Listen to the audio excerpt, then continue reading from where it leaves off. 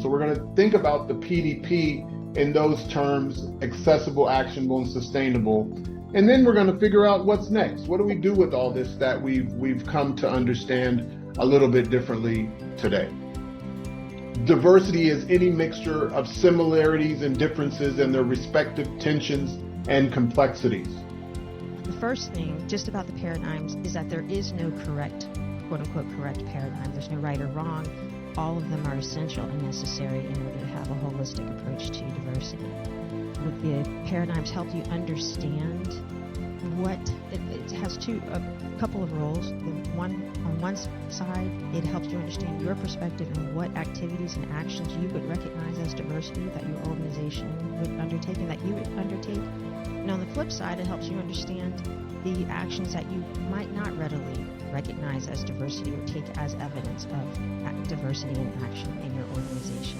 The most senior leadership down to the most junior person in the organization, and then how we can sustain it, meaning how we align it with organizational purpose, so an organizational mission. So that's what we want to be able to do with some workshops. So we're offering a 2-hour workshop virtually. You'll be able to utilize the PDP to deepen organizational and individual context, make sense of what you're already doing. We have a lot of activity in DEI, but we don't always make sense of it across the organization. This workshop will move you into a dialogue that can do that deeper. And then, of course, as I talked about, explore DEI, accessible to everyone, actionable, unambiguously prioritized, and sustainable, purpose and mission aligned. I was mentioning that I've been in this space since the mid-'70s, and the corporations that I worked for, primarily large ones who had more resources, in my opinion, we've done all of those things and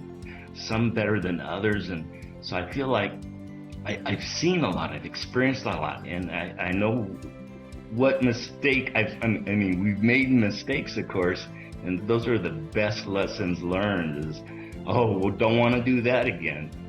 But your paradigm strategy here, it really helps me figure out where people are, and then, where do we need to go? So that was very helpful. So I feel there's this concept of how you apply this principle when you're within the merger and acquisition. Now we're doing work streams, and I'm starting to realize, whoa, we have to kind of start over. Where do we start again? So that's one perspective. Access to race is not a concept there, right? You don't ask about race, age. And if you don't have this critical data to see where you're at and assessment and move forward with these actionable items in paradigm, in the paradigm context, how do you kind of try to focus on one or two, or maybe look at a way of how can they be more applicable in that context as well, because Europe is different centric. So it was interesting conversation, because I was like, wow, there's so much we can talk about.